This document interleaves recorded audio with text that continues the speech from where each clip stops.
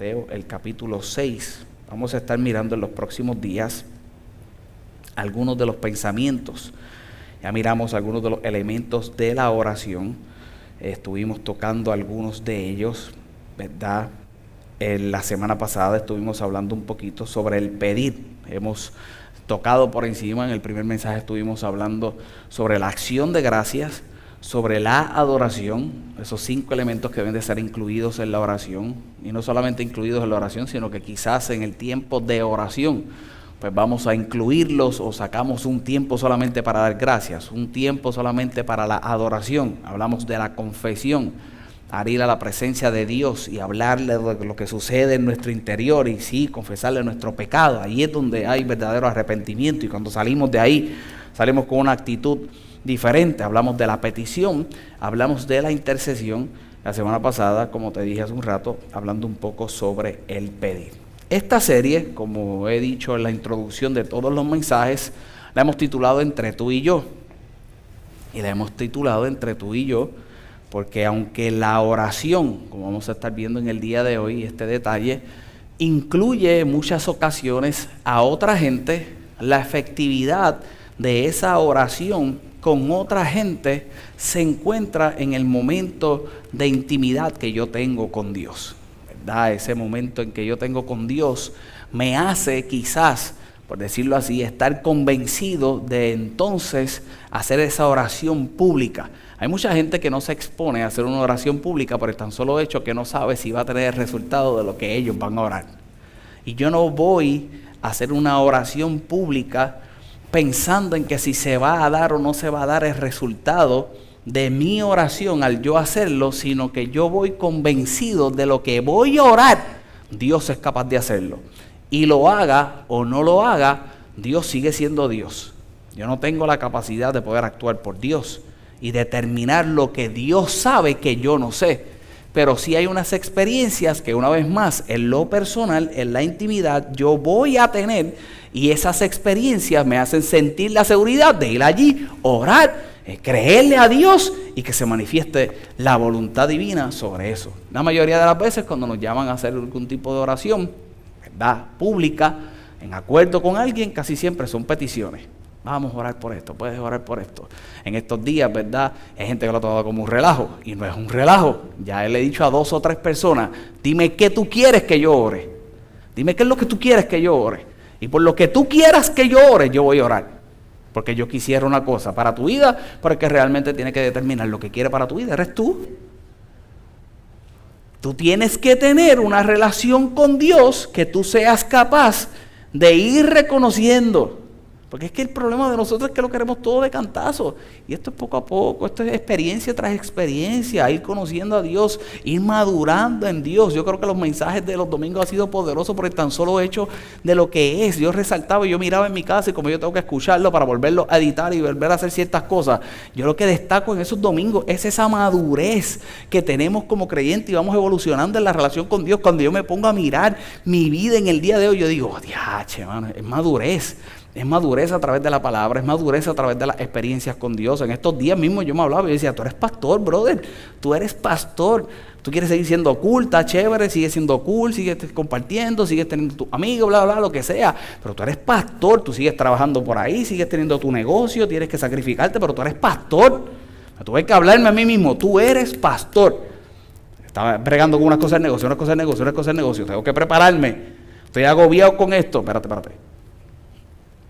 Que se resuelva. Yo soy pastor.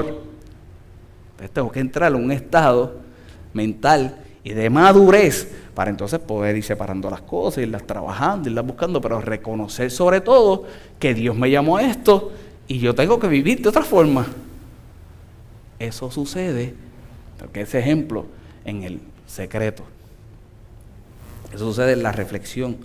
Yo decía hoy en un en vivo que hacía que aún las religiones que no practican, ¿verdad?, que no se practica el cristianismo, las otras religiones, la mayoría de ellas, por no decir todas, tienen un espacio reflexivo, tienen un espacio de separarse para meditar, tienen un espacio para separarse ¿verdad? Y llevar su pensamiento y alinearlo a esa fuerza suprema, a ese ser supremo, que ellos lo pueden llamar en su entendimiento Dios. Nosotros que reconocemos a nuestro Señor y Salvador, a nuestro Señor Jesucristo, ¿verdad? Nosotros que reconocemos nuestro Dios, pues definitivamente cada uno de nosotros pues tomamos también ese espacio para dirigir nuestro pensamiento, pero no solamente nuestro pensamiento, la conciencia que tiene el creyente es cómo nos alineamos al Espíritu de Dios, y como nos alineamos al Espíritu de Dios, nuestro espíritu recibe unas cosas de nuestro Dios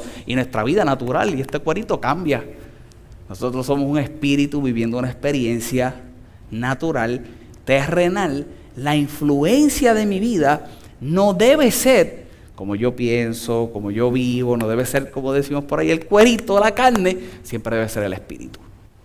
Y eso sucede en ese espacio a solas con el Señor, que me hará entonces tener unas experiencias, como quiero mostrarte en el día de hoy, que serán externas, que serán en el exterior y que definitivamente también bendice la vida.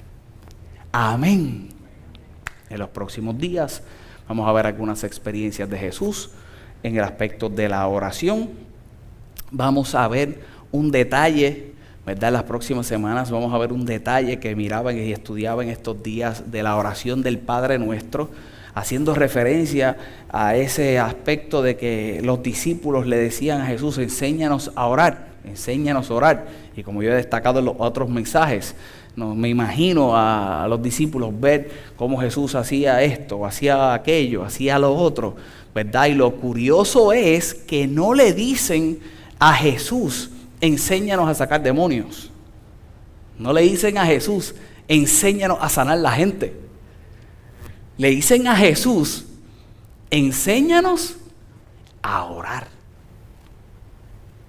Enséñanos a orar. Y ahí es donde yo te decía en las semanas pasadas, que me pongo yo a pensar, que ellos veían el resultado de lo que aquel hombre hacía, para entonces cuando llegaba se manifestaba todo lo otro, que estoy seguro que en el día de hoy mucha gente entonces preguntaría cómo se hace. En el día de hoy se preguntarían: ¿cómo saco demonios? ¿Cómo puedo sanar toda la gente? Aquellos hombres sí llegaron a estar en un estado, ellos erraron en un montón de cosas y hasta de poca fe fueron acusados. Pero eso fue un estado de madurez increíble. Enséñanos a orar, aunque detrás estaban buscando lo que son, ¿verdad?, quizás los resultados. Miremos estos versos en el día de hoy y traigamos unas ideas en ese aspecto de lo que es ese tiempo de la intimidad y de estar solos con Dios. Amén. Mira lo que dice la palabra del Señor en uno de los sermones más destacados de Jesús y las enseñanzas más destacadas de Jesús, ese famoso sermón del monte. Cómo comienza a enseñar diferentes principios, entre ellos comienza a hablar de la oración en el verso 5 del capítulo 6, dice la palabra del Señor: y cuando ores, dice la palabra del Señor, no seas como los hipócritas, porque ellos aman el orar en pie en las sinagogas, en las esquinas de las calles, para ser visto de los hombres. De cierto os digo que ya tienen su recompensa. Con el tan solo hecho de orar, de pararse allí en las esquinas, entonces ya tenían su recompensa. Y eso tiene un porqué. Dice el verso 6, mas tú cuando ores, entra a tu aposento y cerrada la puerta, ora ¿a quién? Ora a tu Padre que está en lo secreto, que está en secreto, y tu Padre que ve en lo secreto, ¿qué dice? Te recompensará en público. No seas como los hipócritas. Y esto yo le he dicho anteriormente. Estos hombres oraban por el tan solo hecho de ser vistos. Porque el que tú oraras, el que tú ocuparas ciertas posiciones eclesiásticas, por decirlo así, en aquel tiempo, te hacían tener cierto estatus en la sociedad. En el día de hoy, pues, hay un sector que admiraría también, y hay dos o tres que por el tan solo hecho de la posición eclesiástica que ocupan, también sienten que pueden tener un estatus en la sociedad. Yo creo que es una posición respetable, la de los ministros, los pastores, todo el que representa una posición, ¿verdad?, en lo que es ser un representante de Dios en la tierra, se debe de respetar y deben de tener una posición, pero la posición no necesariamente porque la tengas, si tú la practiques, te hace más que los demás. Y estos hombres cuando lo practicaban para ser vistos, y cuando eran vistos, pues entonces, pues la sociedad fueran admirados, tuvieran grandeza, y el Señor decía, no hay problema, oraron, esa es su recompensa. Yo le dije a los discípulos, no lo hagas como ellos, no lo puedes hacer como ellos. Y entonces le da la instrucción de cómo hacerlo. Entra a tu aposento, cierra la puerta, ora a tu Padre, el Padre está en secreto. Ese Padre que te ve en secreto, entonces ¿qué hace? Te recompensa en público. Orar en público, ¿es malo? Para nada. Orar en público es bueno. Orar en público es bueno cuando lo hacemos de la manera correcta. Y una vez más, como yo te decía al principio de la introducción, cuando estoy consciente de lo que pasó aquí, de lo que pasó en lo secreto, de la confianza que creo en lo secreto, de eso grande que se manifieste en lo secreto. Yo creo que uno de los problemas que todos nosotros en un momento dado podemos tener a la hora de orar es un problema que no solamente se manifiesta en el aspecto de la hora de orar, sino que a muchos de los seres humanos le afecta. ¿Y cuál es? La soledad. A muy poca gente le gusta estar solo. A los que les gusta estar solo son medio grinch. A los que les gusta estar solo es que usualmente no les gusta compartir mucho. Estos que te dicen, yo prefiero estar solo. Esos que te dicen que prefieren estar solo, créeme cuando te digo que es porque son unos grinch. ¿Tú sabes lo que es grinch? Los días que yo amanezco que digo, yo quiero estar solo, es que yo no me soporto ni a mí mismo. Y hay mucha gente que tiene problemas con la soledad. Porque cuando estamos en soledad, nos encontramos con nosotros mismos y nos enfrentamos a todos los pensamientos que estando acompañados no me tengo que enfrentar, no tengo que realizar y mucho menos tengo que manejarlos. Por eso la gente corre con música, por eso la gente llega a su casa, el que vive solo y lo primero que hace es que prende el televisor. Yo lo he hecho, yo no sé si tú lo has hecho, pero yo llego a mi casa, si estoy solo y lo primero que hago es que voy y prendo el televisor. Yo no sé ni para qué, pero prendo el televisor inconscientemente, para no sentirme solo.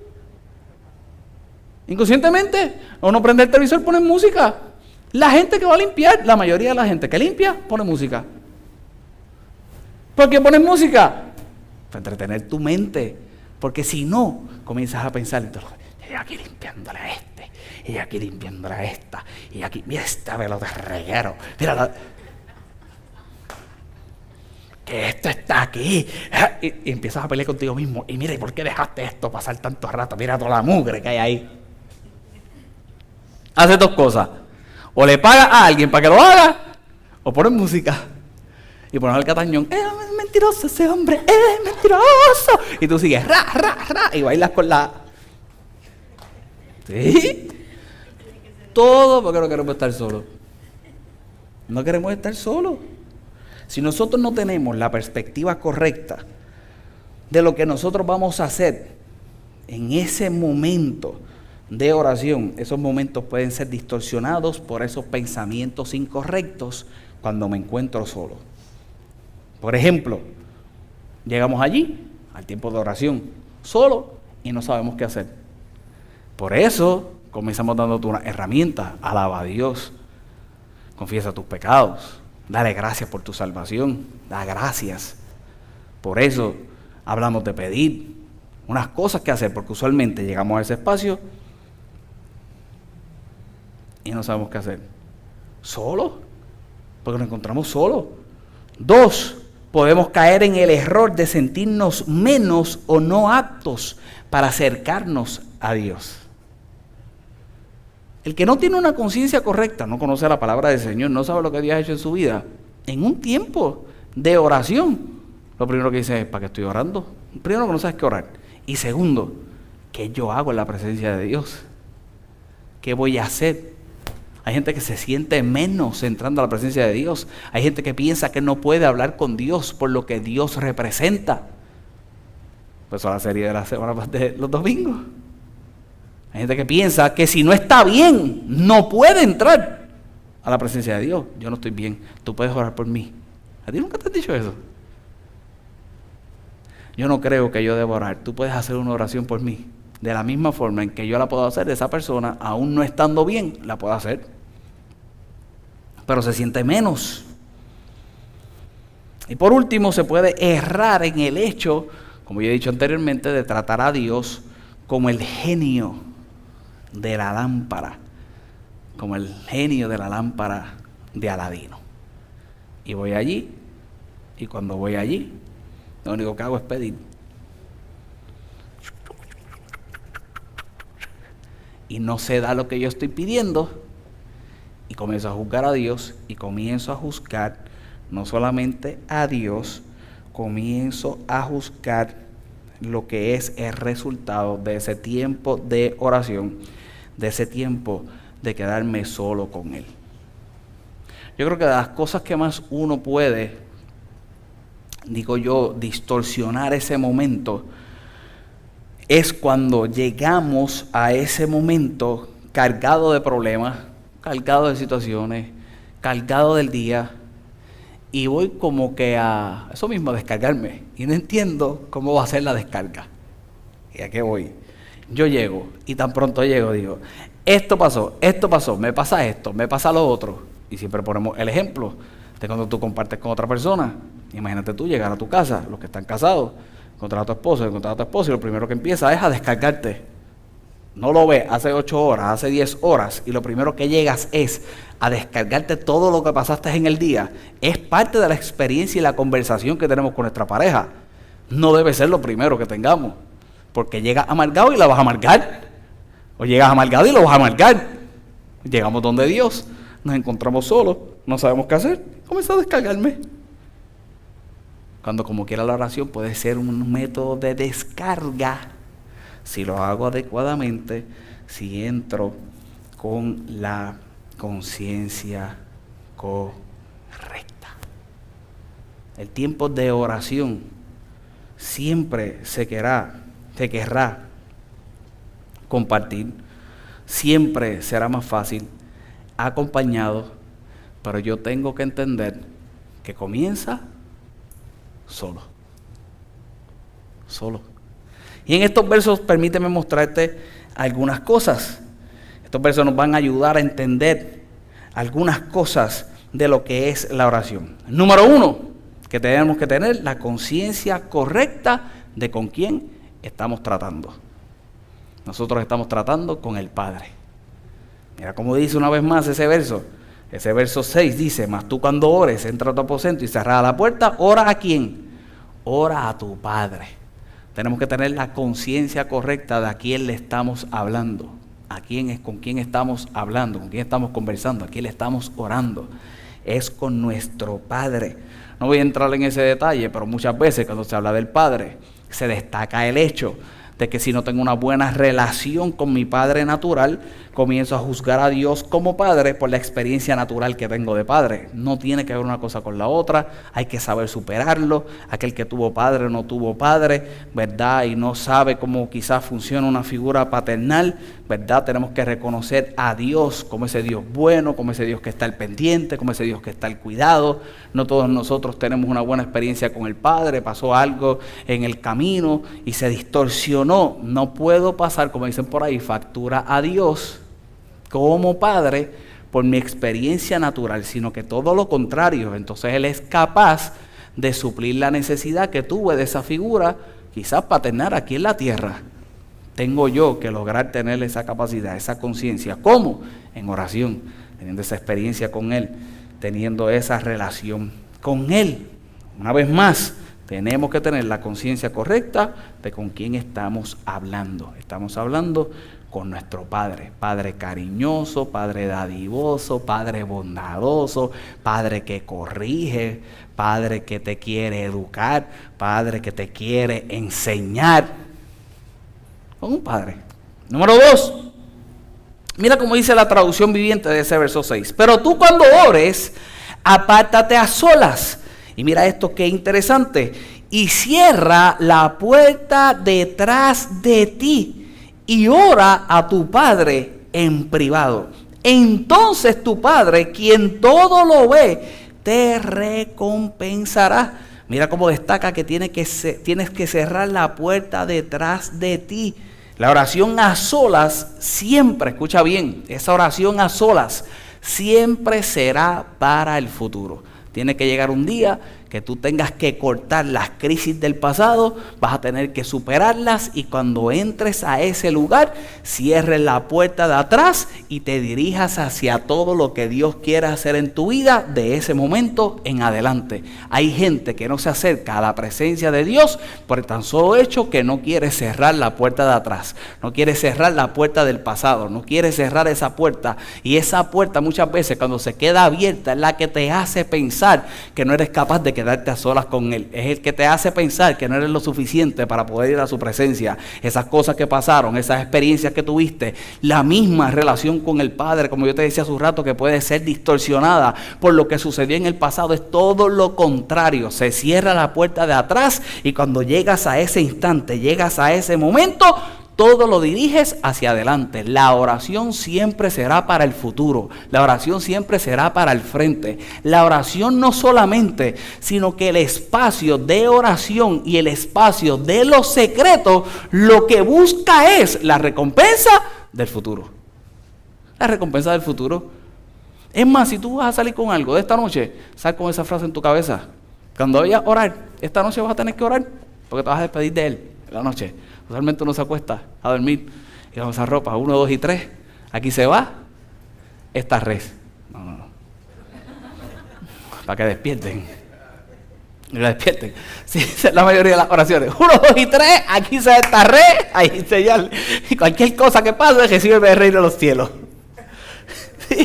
Tú no te vas a arrodillar ahora y le vas a meter a la intimidad. Pero, acuérdate de esta frase.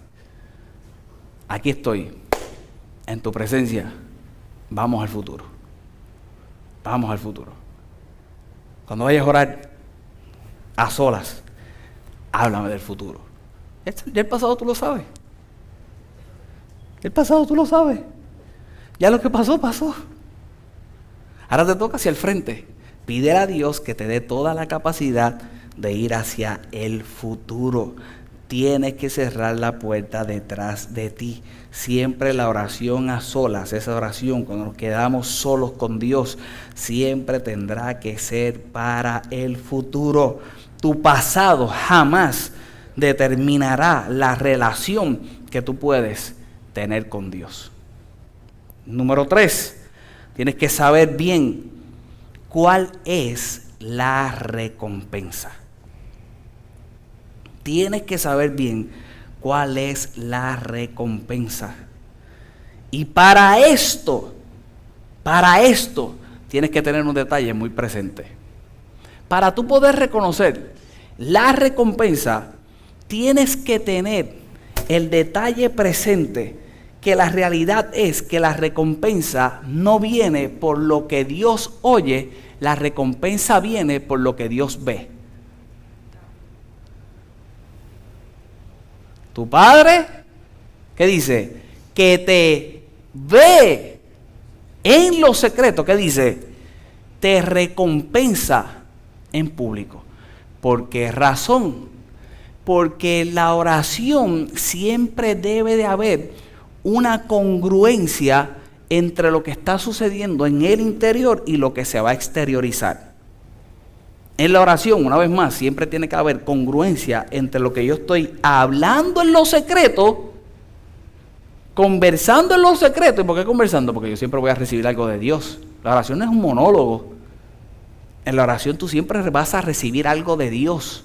Siempre abrir el pensamiento, siempre abrir esa palabra, siempre abrir ese recuerdo, siempre abrir algo. Te va a hablar Dios, siempre abrir un pensamiento de ese espacio de tiempo. Por eso en la oración se debe de guardar un tiempo de silencio. que Dios te hable. Lo que pasa es que ese tiempo de silencio es difícil cuando estamos solos. Ahí es que viene, ay, yache, tengo que pagar la cooperativa. Y el carro ya se venció el pagaré. Y olvídate de lo que Dios te hable. ¿Qué te va a hablar si te quedaste solo y empezaste? ¿Sí? Ay, aquel viaje que tengo que hacer, aquel trabajo, aquello que se quedó, aquel cliente. ¿Qué te va a hablar? Pero se supone, una vez más, que yo tengo una expectativa de recompensa, pero esa expectativa que tengo de recompensa nunca se va a dar por lo que Dios oye, siempre se va a dar por lo que Dios ve. La congruencia entre lo que hablé y cuando salgo de ese lugar, que es el público, es lo que hago. Y eso es lo que Dios está viendo. Dios está viendo cuando yo estoy ahí. Dios está oyendo y está viendo. Lo mínimo que espera es, cuando fuiste a ese lugar y le dijiste, no vuelvo a hacer esto, lo mínimo que Él espera es para darte la recompensa que se supone que tú esperas. ¿Cuál es la recompensa que tú esperas? Que no vuelvas a hacer esto. Pero lo mínimo que Él espera es que cuando salgas, no vuelvas a hacer esto. Difícil. Dificilísimo. Dificilísimo. Este mensaje lo puedo haber predicado de forma más dinámica, estamos enseñando. Una vez más, dije dos grandes cosas, dos cosas poderosísimas, tres cosas poderosísimas, pero número uno, una vez más, tienes la conciencia correcta. ¿Quién te dirige? Te dirige al Padre.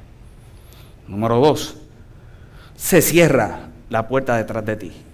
No va al pasado, siempre la oración será al futuro. Siempre la oración será hacia el frente. Siempre tu vida tiene que ir hacia el frente y tu relación con Dios siempre será hacia adelante. Hacia adelante está la recompensa. Hacia adelante está la recompensa que dice la palabra del Señor, que se va a manifestar de lo secreto. Pero en lo secreto, si Dios oye, pero más allá de oír, Él quiere ver. Y la recompensa que se manifiesta es por lo que Dios ve de nosotros. La congruencia de lo que dices y lo que haces. La congruencia de lo que oras y lo que actúas. Está chévere. Pastor de eso, yo soy medio tabla, yo tengo que darle más suavecito a esto. Está chévere. Omar dice, sí. Mira lo que dice el libro de Mateo. Mateo el capítulo 26. Mateo el capítulo 26. Y aquí yo quiero mostrarte cómo realmente vas a tener que actuar en medio de esa experiencia en la soledad. Esa experiencia de oración a solas. Mateo el capítulo 26, el verso 36, mira lo que dice la palabra del Señor. Entonces llegó Jesús con ellos a un lugar que se llamaba Getsemaní, momento de los momentos más difíciles de Jesús. No quisiera decir el más difícil, pero los momentos más difíciles de Jesús. Dice la palabra del Señor. Y dijo a sus discípulos, sentaos aquí, entre tanto que yo voy allí, ¿y qué dice? Y oro. Quédense aquí. No es la primera vez que eso sucedía. Ya ellos estaban acostumbrados a ver a Jesús orar. Y como estaban acostumbrados a ver a Jesús orar, es que le preguntan cómo se debía orar. Y reciben algunas enseñanzas de la oración, incluyendo esa famosa enseñanza del Padre Nuestro. Pues en este instante, Jesús le dice, voy a hacer lo que usualmente hago. Voy allí y oro. Y tomando a Pedro y a los dos hijos de Zebedeo, comenzó, ¿qué dice? A entristecerse y a angustiarse en gran manera. Una de las cosas que yo destaco cuando predico de estos versos es que el dolor usualmente siempre se quiere compartir. El dolor no lo queremos pasar solo. El dolor siempre se quiere compartir. A alguien le tenemos que contar, alguien tiene que estar con nosotros. Por eso en la funeraria no estamos solos. Por eso cuando nos dan una mala noticia usualmente queremos estar acompañados, buscamos compañía, o el que es consciente está contigo y te hace compañía. Cuando vamos a una cita médica que pensamos que podemos recibir una mala noticia, no vamos solos, el dolor se quiere compartir y es normal que se quiera compartir. Jesús quiso compartir su dolor. Y se llevó al círculo más cercano. Se lleva a Pedro, se lleva a los hijos de Zebedeo. Dice que comenzó a entristecerse, a angustiarse en gran manera. Entonces Jesús le dice, mi alma está muy triste. Lo exteriorizó. Exteriorizó a quienes lo acompañaban. ¿Cómo se encontraba? Mi alma está muy triste hasta la muerte. Quedaos aquí. ¿Y qué dice? Velad conmigo. Y los quiso incluir en un tiempo y un espacio que le correspondía pasar a él. Y ahora se lleva a los muchachos y le dice, quédense aquí y velen conmigo. Yendo un poco adelante, como quiera, hizo lo que tenía que hacer. Él sabía que era solo, incluye a los discípulos, se va un poco adelante, dice la palabra del Señor, y yendo un poco más adelante, se postró sobre su rostro, orando y diciendo, Padre mío. ¿Cómo se dirigió hacia él? Como Padre. Se dirigió hacia él como enseñó a que oraran. Y fue donde el Padre, Padre mío, si es posible, ¿qué dice?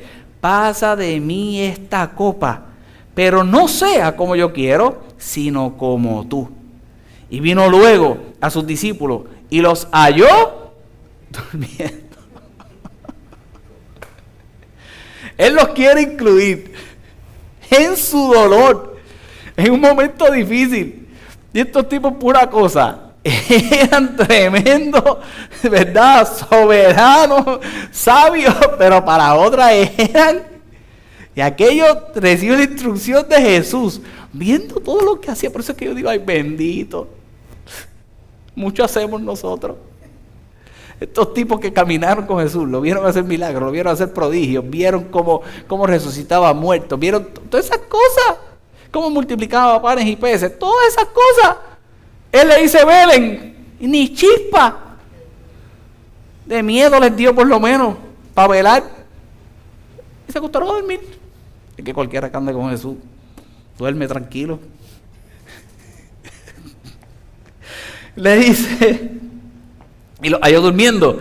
Y dijo a Pedro, así que no habéis podido velar conmigo 1 hora. Le reprochó a Pedrito. Oye, Pedro está privilegiado, pero tuvo una experiencia bien linda. El tipo cogió cantazo de Jesús. Verso 41, mira lo que dice. ¿Qué dice? Velad y orad para que no entréis en tentación. El espíritu a la verdad está dispuesto, pero la carne es débil. Y le da una enseñanza grandiosa. Vela, ora, porque el espíritu es el único que va a estar presto. La carne es débil. Van a entrar en tentación. Otra vez se fue y oró por segunda vez diciendo, Padre mío, si no puedes pasar de mí esta copa sin que yo la beba, hágase tu voluntad.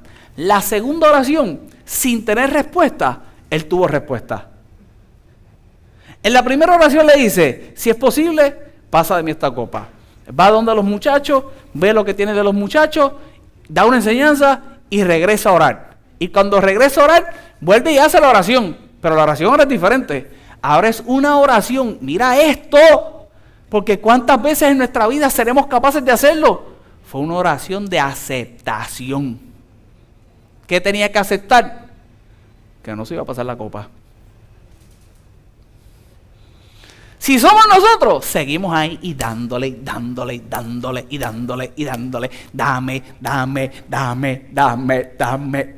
Ponme un beat. Dame.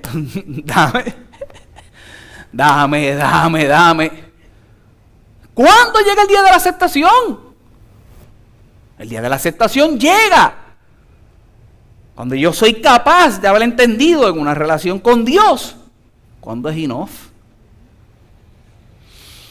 Y vino otra vez y la halló durmiendo, porque los ojos de ellos estaban cargados de sueño. Fue otra vez. Le tocaba vivirlo solo. Y dejándolos, se fue de nuevo y oró por tercera vez, diciendo las mismas palabras. Entonces vino a sus discípulos y les dijo, dormid ya y descansad. He aquí ha llegado la hora y el Hijo del Hombre es entregado en manos de pecadores. levantaos, vamos, ved, se acerca el que me entrega. Ora por primera vez, ora por segunda vez, cambia la oración en aceptación.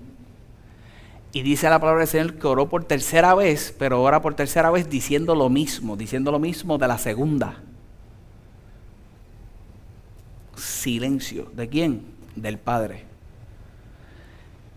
No solamente tiene el silencio del Padre, tiene el silencio de aquellos que se supone que lo acompañaran. Pero una vez más, tenía que ser un espacio solo.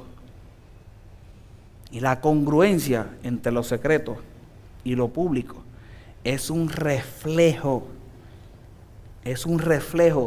literal de lo que sucede en el corazón entre el espíritu y la carne. Y esa era la lucha que estaba teniendo Jesús.